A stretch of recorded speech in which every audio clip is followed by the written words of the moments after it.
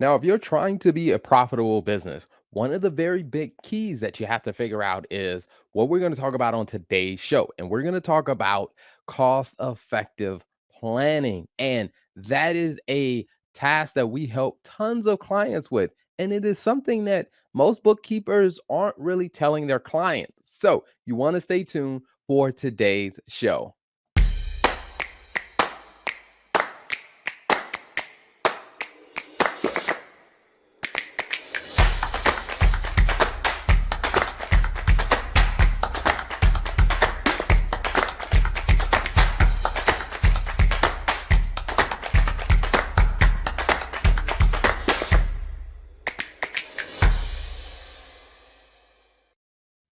So, as I said, welcome back to the stuff that your bookkeeper isn't telling you. And on this show, we talk about some great topics. And today we're continuing the profitability series. So, let me bring in the co host, Lola Turner. We are talking about profitability. And today we're talking about cost effective planning. But first, how are you doing, Lola? I'm doing well. I'm feeling a little bit discombobulated today. We're filming this on 4th of July weekend, and our family's in town. So, for those of you that can see the video, I am filming in Terrell's office, and Terrell is filming in an undisclosed location. So, it is a little bit different from what we're used to. But that's the amazing thing about working on a whim is you can adjust as needed. So, it's been a great weekend, just getting to spend some time with family. And of course, this episode is going to air after the 4th of July weekend. But I definitely had a really great weekend spending time with our family in town. And my father's visiting from Nigeria. So that's pretty exciting. So yeah, I'm doing well. I'm doing well. Just trying to catch back up on work and all the other things that come with having a long weekend. How are you doing? I'm good, man. It's very interesting. I think of this 4th of July was very interesting because, you know, I was surrounded by all non-Americans. Yeah, And that's and, true. you know, I think being able to have conversations with people who are from different countries and stuff like that, and you tend to get a different perspective Hmm. on kind of what the holiday means or what Independence Day means, period. And I do Hmm. think one of those things that in America, I think because independence was so far away for so many of us, we tend to lose sight of what some of those, some aspects of what Independence Day means to some people. Because even Hmm. when you talk to people who, some countries, they didn't get their independence until like, the 1960s, or Right. some of them even later. I mean, when you talk about South Africa and breaking away from apartheid rule, I mean, you're talking about the 1990s. I mean, so Hmm. it is a bit interesting to get the perspective of people who may have, grown up in countries where they didn't get their independence until like the 40s or the 60s. And this Independence Day it was interesting. It was good to spend time with family and good to just learn about different perspectives on how they saw things. Yeah, it's one thing. My mom woke up this morning and she was like, "Man, I am so bothered." And I was like, "Why are you bothered?" She's like, "I didn't get to see the fireworks last night, or day before yesterday." She was like, "Man, I didn't get to see the fireworks. Like that's a big deal because like we are the neighborhood that we live in. It's kind of like in the middle of I guess South Carolina and North Carolina, and it's always a great view because you can see downtown Charlotte from certain parts of the neighborhood. And so we've done this, I think they've been here twice now for 4th of July. And so every Yeah. year we'll kind of go walk around right around 9 o'clock. We'll see the fireworks go up, and my mom always gets excited, and she was very disappointed that she was not able to do that, partly because everybody went to bed so early.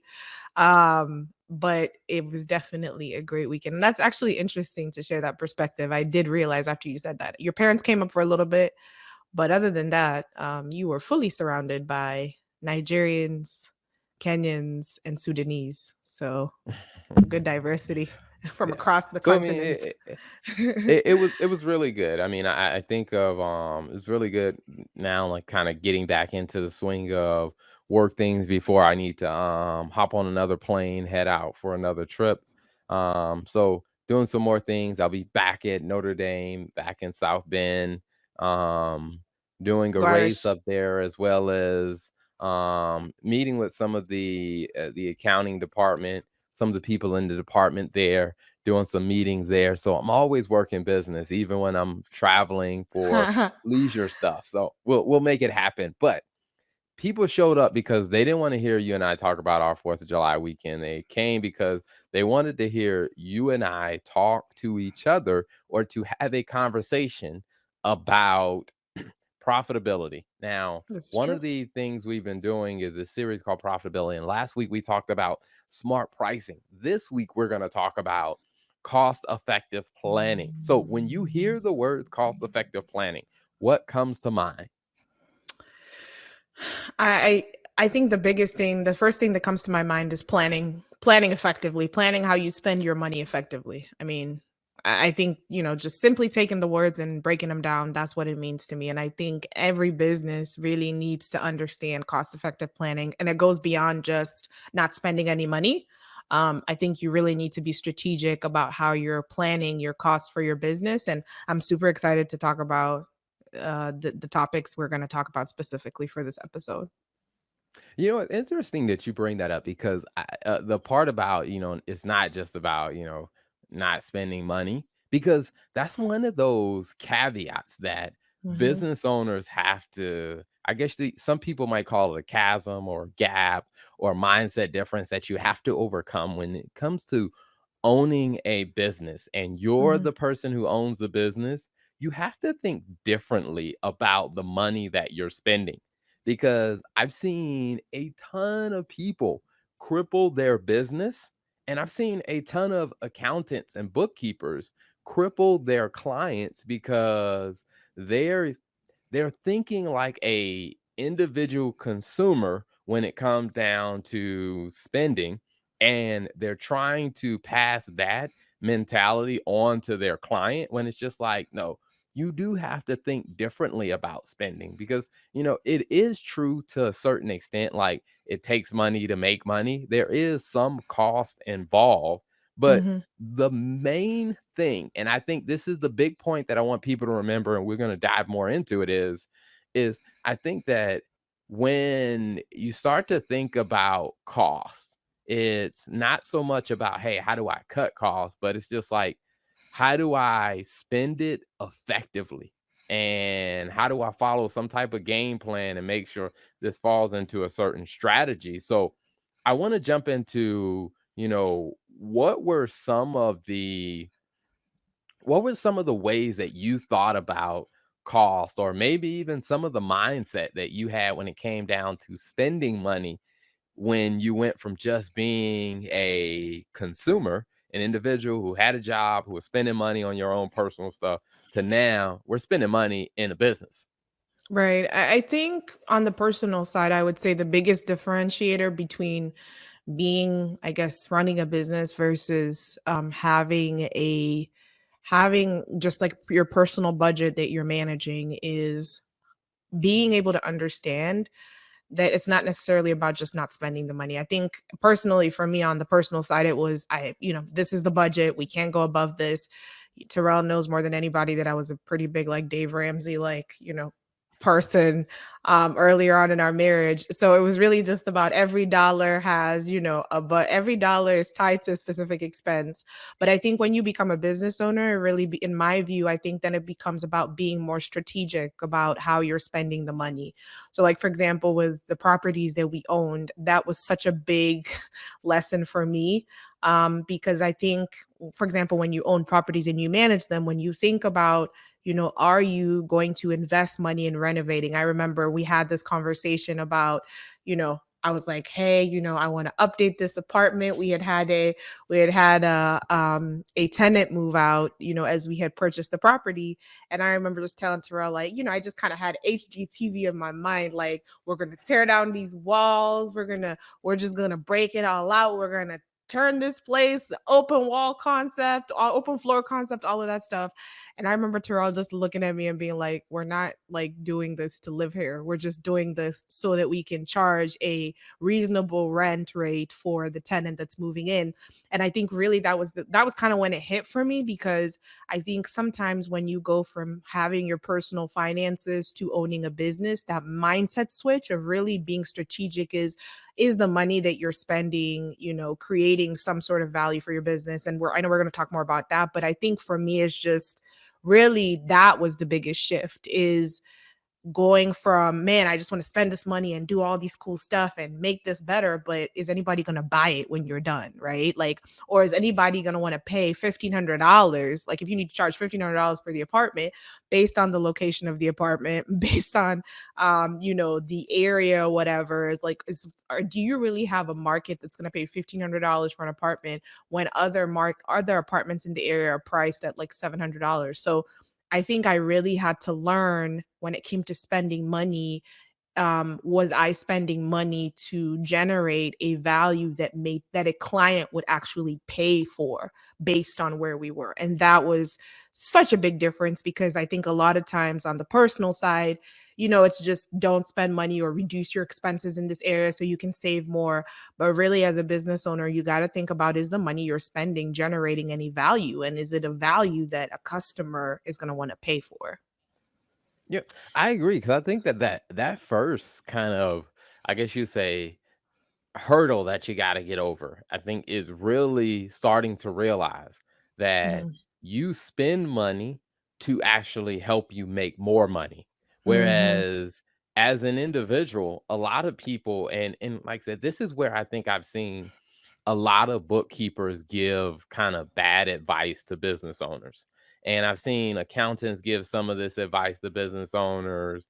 I've even seen financial advisors give this advice to business owners. It's like they talk to a business owner as if they're doing personal financial budgeting. Mm-hmm. And the reality of it is that in any type of business that I can think of, you are the sole purpose of you spending money is to help you be in position to make more money. Now, as an individual, the things you're spending money on are not necessarily to help you make more money. The things you're spending money on are really just to sustain your needs and whatever leisure and lifestyle that you want to have. For example, like when you and I, before we started a business, I mean, going out to eat was just, hey, you and I wanted a good meal. Now, Right. you know what? Going out to eat with potential clients and stuff like that. Like, I, the reason why I am going out to eat with them is to develop a relationship that could lead to more Mm-hmm. business, that could, allow us to add more value to them, to understand the challenges. But it's just like, as an individual, you don't really spend money with that same objective. So I do think it's important to really solidify that baseline of cost is not a bad thing. It's Mm. cost is part of the process of you being able to generate more revenue and more income or profit for the business. Like, there is some things that you are going to have to spend on. Now, the key is, how do you get effective and plan it so that what you are spending on actually gives you more than it takes away from you. So when we start to think about, kind of cost effective planning, what's, some of what's the first tip that you would think about? Like, hey, a person's trying to go from, they finally recognize I need to spend on something because Mhm. spending is part of the process. What's one of the first things that you think they should kind of understand or tip when it comes, if they want to be, effective planners when it comes down to cost? I mean, I think the biggest thing is understanding what the heck you're spending in the first place. Like, it sounds so trivial, but it's so important. And I think this is where, like, I would say, if you don't know what you're spending and you've been in business, you are running an active business, and you can't tell me what you're spending, it's probably time to fire your bookkeeper if you have one. Because that is like the basics to everything. And I think sometimes as bookkeepers, like, we just think, or just as finance people, you're just like, well, that's the basic. Like, I remember I was having a conversation with someone recently, and he was saying, one of the challenges that a lot of the these business owners he's working with are, part of a local Charlotte organization here that helps business owners. And he said a lot of the challenges that these people are having is they just don't understand, like, when it comes to like mixing up their personal and business expenses, when it comes to knowing how much their business is actually spending, like they don't get it. And as an accountant, you're like, that's the basic. Like that should be the fun, like that should be the first thing that you do for your business. But I think that it's easier said than done, especially when you're, I mean, if I'm going to be fully transparent, I think especially when you're running a business, it's so easy to get focused in on the details of running the day to day. But that's why you have a bookkeeper and a finance person to kind of help you put those numbers together, because that, I would say, is like the number one thing. Like, first of all, you need a P&L, you need to understand what the heck you're spending. And if you don't do that, and if you have a bookkeeper, or you have an accountant, or you have someone who's calling themselves a CPA and they signed up to help you understand that, and they don't, like, this is the stuff your bookkeeper is not telling you, and it is time to fire them. Okay. That is my You I'd know, say that's the first thing. I think that's a really good place to start. I mean, because there are so many people that are working in a business or they're working the details of the business, they're doing different stuff. And I run into this a lot. Even people that are running businesses that are, doing more than $1 million a year. Like I've talked to law firms a lot about, what's going on in their business. Like, hey, well, what does your profit look like? Like they may know what their revenue looks like. Like, hey, we did this much money in revenue. And when you get into law firms, sometimes what they think is their revenue is not really, because you got trust Mm, accounting, like not all the money that they've earned. So not all of it's revenue, but they're like, hey, we had this much come in. And then I'll ask the question, well, what did you spend the money on? Like, what do your expenses look like? Like, what's going out the door? And they have no idea what they're spending their money on. And I'm like, mm, okay, all right. If you're going to get, you know, I'm gonna say effective with planning and maximizing your profitability, we got to understand how much money is leaving the business and what is it leaving the business for. So mm, I totally agree with your point because I was talking to earlier today. I was talking with a business owner and um owner of a law firm. They're doing some great work. And one of the things that we were talking through is like looking at the financials and really trying to wrap our mind around going through it and understanding, all right, what is this expense? Like, hey, how much are you spending on this? Like, what is this line item? And I would say without fail, we always find something in the profit and loss. I know you used the word P&L earlier, but for those that don't understand, P&L means profit and loss statement, or income income statement is statement. another name for it. But we always find something in there where I ask, okay, I see you are spending money on, like, what is in this account? And the response I usually get is, I really don't know. I'm just like, Mhm. okay, let's look at it. Let's figure it out. Or, hey, has your bookkeeper explained to you what this is? Like, what are they putting in this account? Because I see that there's thousands of dollars that you're spending on this. What is it? Like, you probably should get an idea what that is. And I think, like you said, if you don't start with understanding, what are you spending your money on, you won't really know where to make some changes. Now, have you seen some situations or stories where people have just been, going and going, but didn't really understand where their money was going? And when they finally got a chance to look at it, it's like almost like light bulbs went off for them. Yeah, I think I've seen that with a lot of the people that I've worked with in the past. Like, I think the biggest thing was one of the sales leaders that I worked with. I think it almost became like once he finally got it, it was like an adrenaline shot for him. Like, he would call me and be like, "Hey, I need to see what my numbers are. I need to see what I'm doing." And I think prior to that, like, because one of the things that before starting a business, honestly, I honestly felt like we were being so basic. Like, hey, know what your numbers are. Like I felt like, man, like that's just like the basic. Like everybody knows this. Like we're not sharing new information with anybody. But the more and the longer we did this, and the longer I worked with like different business leaders, and the longer I worked with people that were not finance people, I realized like how simple, like just knowing your numbers, to us it may be simple, but it makes such a drastic difference. I think like the sales leader one is a good example, to where he was saying, hey, I just want to understand, like, what have we done in sales so far, like what do I need to do to close the gap, what does my team need to do to close the gap, things like that, that oftentimes, like, you underestimate the value of it as a finance person. And that's why I say, bookkeepers, if you're a bookkeeper and you're listening to this show, um don't underestimate the value of what you consider to be simple to your clients, because especially if they're not finance or accounting people, like it just makes such a big difference. I'll give you another example, which is a more personal one that happened today. My sister is considering, she's applying to nursing school, and we were having conversations with her about, hey, okay, where do you want to go? And she was just running off at the mouth and telling me, okay, these are all the schools. She went through about like 4 or 5 of them. She was like, yeah, this school, this school, this school is this school is that, but I don't really know. She was just really feeling frustrated because she didn't know what decision to make. And I was like, all right, finance and accounting mind, let's make a list, right? And let's put the numbers together. What's the cost of this? How much does this cost? What is this going to require in additional expenses? Like, does this give you a RN or a BSN, whatever the details are, right? And then let's put the numbers side by side. And it made it so much easier for her. She was like, oh my gosh, did you just create this like while we were on the phone? And I'm like, yeah. It to me, it was something that just made sense. But to her, it really changed her view and the dynamic.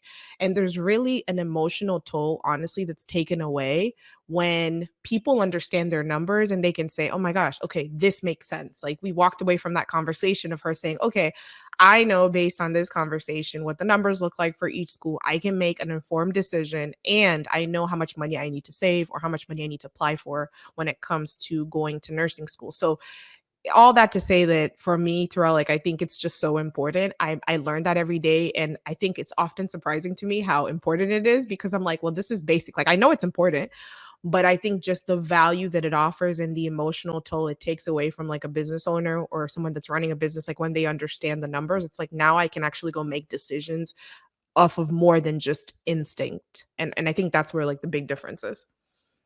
Yes, I will say I was thinking about that earlier this week, because I've seen several people post like, trust your intuition or trust your instinct. Um, and I honestly think that's been some of the worst business advice I've ever heard. Mm, Because if your instinct is uneducated or your instinct is inexperienced, then trusting your instinct probably is going to lead you down a bad path. And I do think mm, when it comes down to, trying to figure out like, hey, managing the financial side of your business, I think one of the very critical things is really getting a view of that cost. And I think not only just understanding what are you spending money on, I think even taking it a step further. Now, I will definitely tell you, this is something that I have talked to many, many bookkeepers, and I know many accountants. I know hundreds and probably thousands of accountants, and not all of them are talking like what I'm about to say. So I think this one is one that is really huge. Is once you make the list of what you're spending your money on, is then take another step and then start asking yourself or start dividing it. Okay, here's what we're spending money on. Which one of these things actually helps us directly make more money? Like, mm. which ones lead to actual more revenue? And I think once you start to look at it that way, what most people are going to be very, very shocked, unfortunately, is probably 20% of what they're spending money on is actually making them money. The other 80% is stuff that they're spending money on that you're just like, why are you doing that? Like, Yeah. I was gonna say, actually, I think like I think that's actually something hard for not just like non-finance and accounting people. I've also struggled with that, honestly, because I think sometimes you see cost as like essential, like this is a needed cost. This is something I need to spend for the business. But like you don't take time to evaluate like how much like an honest conversation. And we've talked about this in a prior episode, right? Where we talked about really understanding like your cost structure, right? How much of what you're spending is actually helping you bring business in, how much of what you're spending is like a necessary evil, right? So like you need it to run your business. And then, you have all the other categories that we talked about.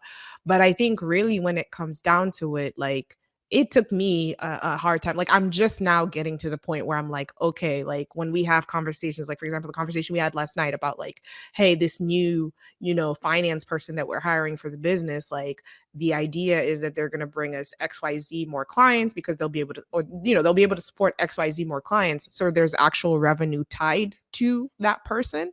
I didn't think like that because I think sometimes like you're just like, oh, well, I just need to hire this person to support my business. But then you have just increased your costs, but there really isn't a direct correlation to revenue tied to that. And I think if you don't have that honest conversation with yourself about like, okay, is this person going to help me generate revenue directly or indirectly? Like you're going to end up like, okay, my cost is going up, my margins are reducing, but my revenue isn't going up to reflect that. So that I think is really just goes beyond like it's a mindset change. I think not just for the non-finance person, but also I think it applies to everybody. And I'm a personal testament to like the fact that it has taken me a while to kind of get to that realization for our business.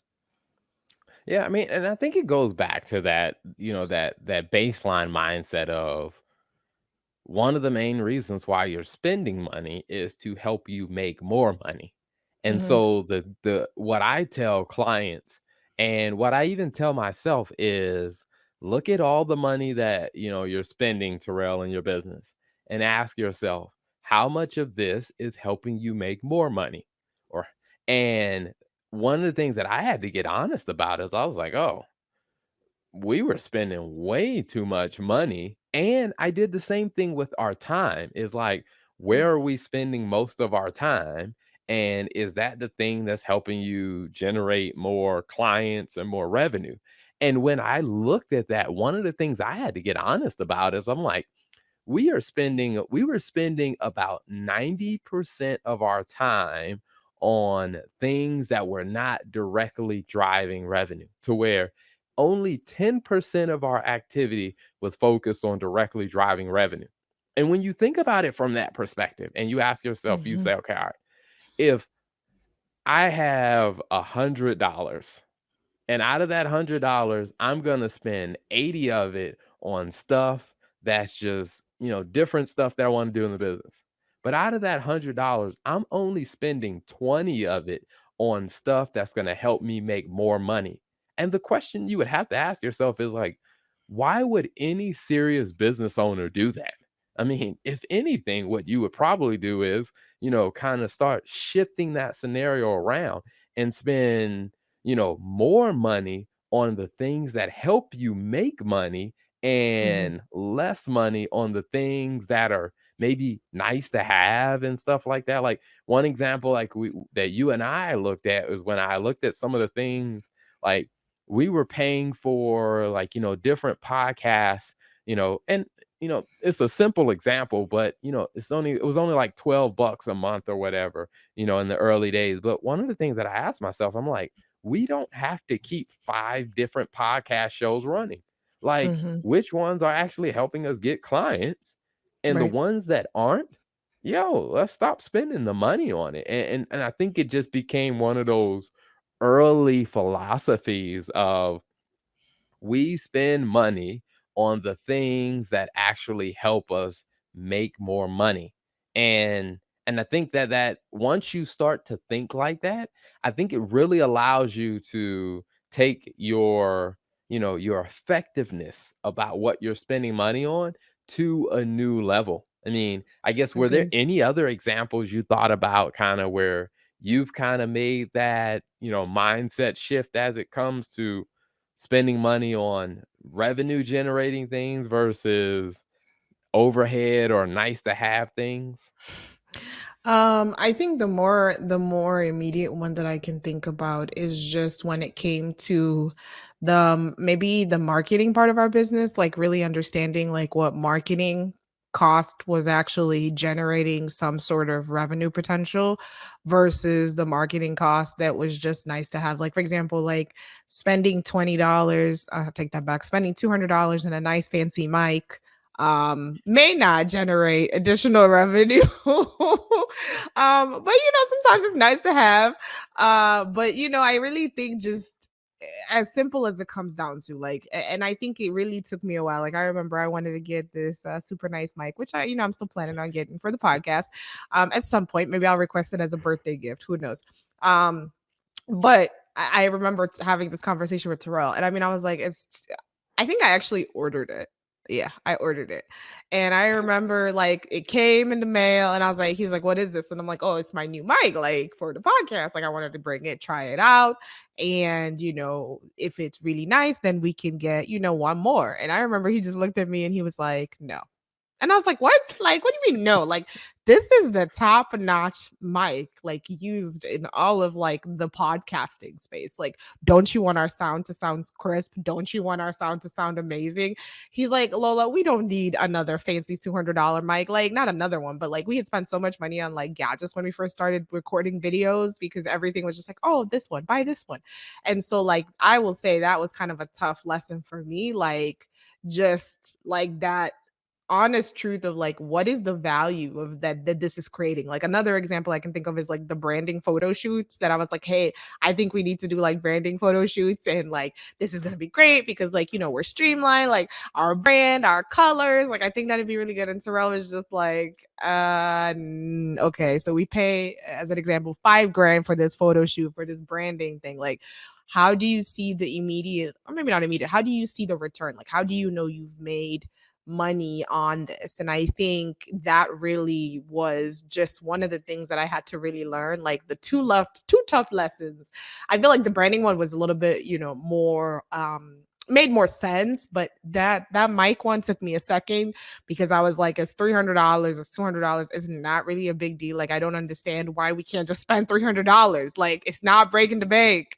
And really, it really comes down to just a mindset, right? And like, how are you thinking actively about your business? And are you doing that in every decision that you make, no matter how small, because to us, like $200, okay, it's $200. But I will say, yeah, that definitely stuck with me. How about you? Yeah, I mean, I think when it came down to looking at conferences, that is Oh, one of yeah, those that's a good things one. that I had to think about of, because sometimes I get invited to speak at a conference and, sometimes, when you're going to speak at a conference, it may not be a paid conference. I mean, a paid, Mm, speaking event, but it's a great way for you to, do some marketing, get your name out there and stuff like that. And, especially some of the international ones where I've been asked about, traveling around the world to speak at different conferences. I'm like, oh, that would be great. But then I have to take a step back and say, okay, all right, am I really trying to generate clients in Australia right now? Like, mm, it'd be really cool for me to fly to Australia and, get a hotel, attend a conference, enjoy Australia. But I'm like, I'm not really trying to generate business in Australia. right. And there really isn't a person in Australia that I'm trying to develop a collaborative relationship with right now. So I'm just like, while this may sound very cool, and I could probably find, many ways to convince myself this is great for the business. The truth of the matter is this doesn't have at the moment, this doesn't have a direct way to generate revenue. And it also doesn't have an indirect way that is feasible for right now. Because I think, what the point you shared was really good as far as marketing may not have an immediate or a direct way of generating more revenue, but it may have some type of delayed or indirect way. But I do think we have to consider how feasible is that indirect way. Like, yes, me buying I guess say a billboard that flies behind an airplane on the beach. I mean, like, that would be something cool to say I did it, but that's not unless I have like some type of phone number on there that people see it and they call and then they book an appointment. Like for the most part, that isn't going to generate to, lead to direct, revenue generation. So I think is being smart about those type of things. And I think being honest, because I will say for me, the going to be a speaker at international conferences and events and being asked about coming to, Australia or going to, Singapore or traveling, to Europe. And those things were huge ego boosters to where I'm just Mhm. like, yo, I can say that I spoke on a stage in Australia, but it's just like, Terrell, is that really the smart decision for the business? Like, do That's you a have something different you can do with your time and money? that's a good point. I think the ego boosters are really big. Like for me, the I mean, again, like a mic and speaking at the speaking engagement. Okay, not the same, but that's not the point. Like this is about my mic. I think definitely the mic was an ego booster because I was just like, man, like we're legit. Like we've been doing these podcasts for years and we don't have like the mic, the Rhodes, whatever, popular mic. And if already anybody's listened to, this and has connection to Rhodes, if they want to sponsor the show, we are more than likely to to accept sponsorship for some mics.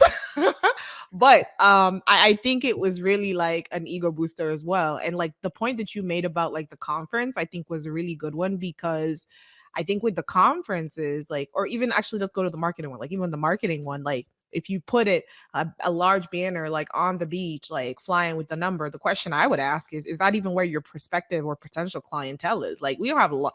Lawyers are not, on the beach unless they're on vacation chilling. Like they are in court. Okay, so if you really want to market to them, like put your signs up in the court, law, outside the courthouse or something. But like, I think that's also something you have to think about. Is I think sometimes we think like, okay, this is the best thing, this is what I want to do, but really, it kind of goes back to the point I made earlier. Like, is this what something your prospective client is going to want to even spend money on? Like what you're marketing, like is it really reaching them, and is it really an incentive enough for them to want to spend money on that particular thing?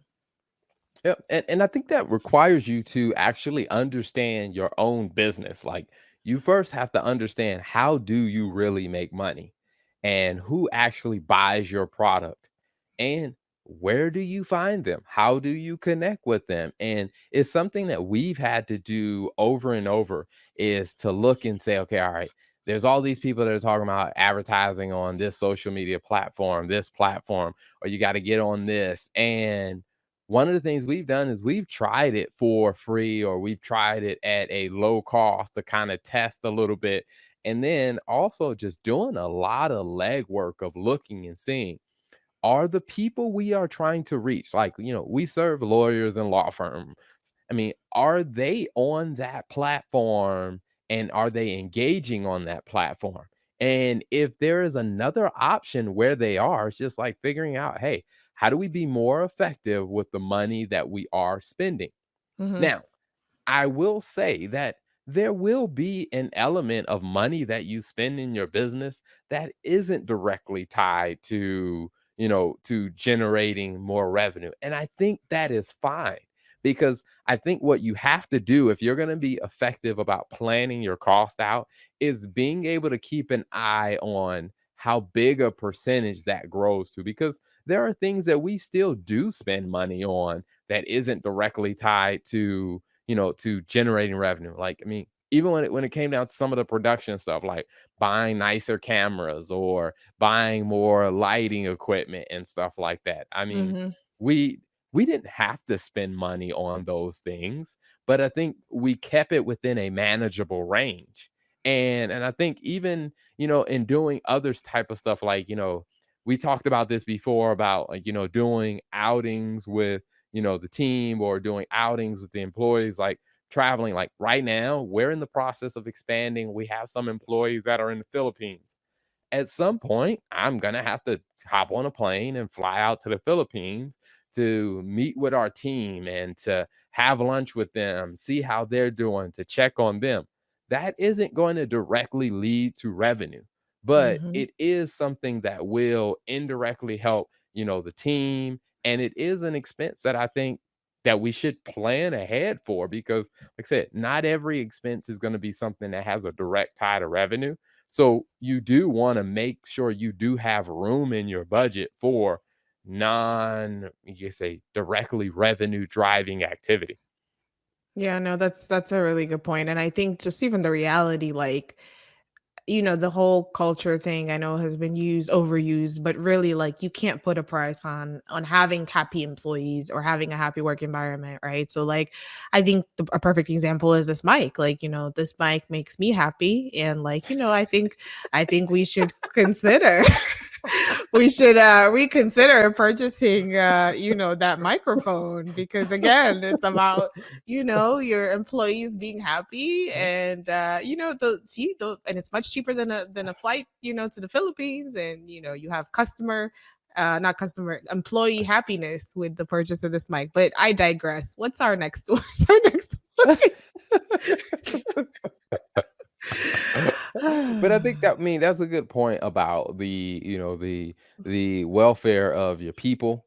Mhm. And a lot of times bookkeepers aren't necessarily talking about that because a lot of times bookkeepers, I find that they have this mentality that, I guess I call this like the poor person's business is the way Mm. that I call it, is where their whole focus is not on how do you grow and expand your profits. Their focus is on, well, how do you cut costs as much as you can?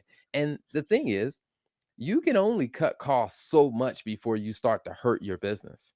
And one of the things that even you and I had a conflict on at one point where you were bringing up to me about, hey, we need to cut this cost, cut this cost. And I was like, Are we talking about the what personal or the if business side? What are no, you on talking the about? business side, I was like, Oh, okay. what if instead of folk and it was probably around the time where you must have been listening to more Dave Ramsey, which I mean, I don't think anything's wrong with Dave Ramsey. I just think the advice he gives is more for personal finance and Shout business out to than shout out to managing a Uncle Dave. business. Shout out to Uncle Dave. If And he also wants one to of the sponsor things this that episode, we are welcoming it. Okay. and one of the things that I think you were talking about a lot of is, hey, we need to cut costs here. Do we need to spend? And I'm like, okay, while we're spending all this time talking about cutting costs here, I'm like, could we just leverage what we're doing in this space to then grow and expand, build more relationships? 'Cause I think it was around the time we were thinking about hiring a virtual assistant. Mm. And one of the things that even I heard other bookkeepers say, and even you and I were having this conversation where people are like, well, why would you spend the money on that? Those are tasks you can do yourself. Like you can save money and do it yourself. But I'm like, but then my business couldn't grow as fast. Like That's really the good. purpose of hiring this person is to take some of the routine tasks off of my desk so it can free up my time to then go deliver more revenue. And so one of the things that we looked at and said, okay, all right, if we hire this person, how many new clients do we need to bring on board to cover cover that new hire's cost? And so one of the things that I start telling other business owners and all of our clients is like, okay, you want to hire a new attorney or a new associate or a new paralegal or a new legal assistant. All right, how many additional clients do you need to bring on board to make sure that you can cover that cost? And as they start thinking like that, where I tell people, it's like anything that you want to do is possible as long as you are willing to execute a effective and meaningful strategy to get there. And one of those things about if you want to hire more people on your team, then we got to ask ourselves, how many more clients, like how much revenue do you need to cover that? And then how can we build that as part of the strategy? Like, hey, when you bring on two more clients, then we'll move forward with hiring that person. Or, hey, you're going to hire that person today. Your goal is to go find two more clients a month so that decision makes even more sense when you look at it that way. Yeah, that's really good, and I think, I would think about it the way that I think about it is like a dollar, and again, this sounds like I wanna make sure, like, this doesn't sound bad, but, like, for me, I envision it as, like, you're revenue generating potential. It's like, for example, if you have like, and I think if you think about like a corporation, I think just think about a sales team. The reason why the sales guys, like the really, really great sales guys, the guys that have been there 45 years, 60 years, the ones who can sell in their sleep, the reason they get the really like big fish or the really like, the larger clients is because they can land those with ease. So like the way that I think about it that's helped me is what is the revenue generation potential of each employee that you have in your business. And so if like you have like, for example, myself and Terrell, like, or Terrell, I'll use Terrell, you as an example, like you are incredibly high generating employee in the business, right? Because not only are you savvy on the accounting and finance side, but you're also savvy on the sales side. So like we don't need to have you spending your time shredding papers in the office. Like we need to have you spending your time out there meeting people and having lunches, fancy lunches, and flying to the Philippines and all that good stuff. Like that's where your time needs to be. But I think, and that is why, we are supporting your trip to Paris and we're standing in solidarity with you, even though we're not going to Paris. But those are because I know the business is going to come out of that trip. But I think in all honesty, like I think that's how I view it, is just the question of like, what is the revenue generating potential of this individual? Like the ones that have a higher, higher revenue generating potential shouldn't be the ones spending time on low revenue generating activities, because if you put yourself in that position, then like you said, Terrell, like you can't grow. And I think about it over and over again, like when my sales leaders would be like, well, I'm spending more time doing back office work than I'm actually spending time selling, like what they're good at is selling. And so like as a business owner, you really need to be able to think about that. Like for your business, like are you having people that are your high revenue generators doing tasks that are generating low, like that are low revenue generating? So it's almost like a map, right? Like activities that they're doing, is it low generating revenue activities? And are you having your high revenue generating potential employee working on stuff that is not value add? And I think that is so critical, because if you don't, then you are putting all this money in and you're more than likely paying that higher revenue generating person more money, or the potential of more money, but your end result is significantly lower than like what they're actually giving you back for the business. I think those are excellent, excellent, excellent points. And, it really just takes that level of maturity of thinking like a business owner, of really managing those very real factors when it comes down to the results and the success of any type of business venture. And some of the things that we're gonna continue, I think we already have in the lineup for you and I to talk about in the profitability series. Some of the things you mentioned about, like with the process, like really designing your processes for profitability. Hmm. Also with outsourcing, with automation, with complementary services, and really looking at those things as they play a role in your overall profitability strategy. And I think, to kind of conclude for this episode for today, I think is with that cost effective planning, I think it really just, the point that I will say is it comes down to really looking at your costs. What are you spending money on? And are you spending more money on the things that are helping you make money? Or when you really look at that and you honestly look at it, you're spending more money on things that may make you more comfortable, may stroke your ego a little bit more, but those are not the things that are actually helping you make more money. And if you think about the basic mindset of any business, the reason why you spend money Just to make is money. so you can make more money in your business. But if you're not spending money on those type of things, then the question you got to ask yourself is, are you really being effective when it comes down to how you're planning the cost side of your business? So thank you for tuning in. Be sure to stay tuned, follow us on all the social media platforms, and until next time,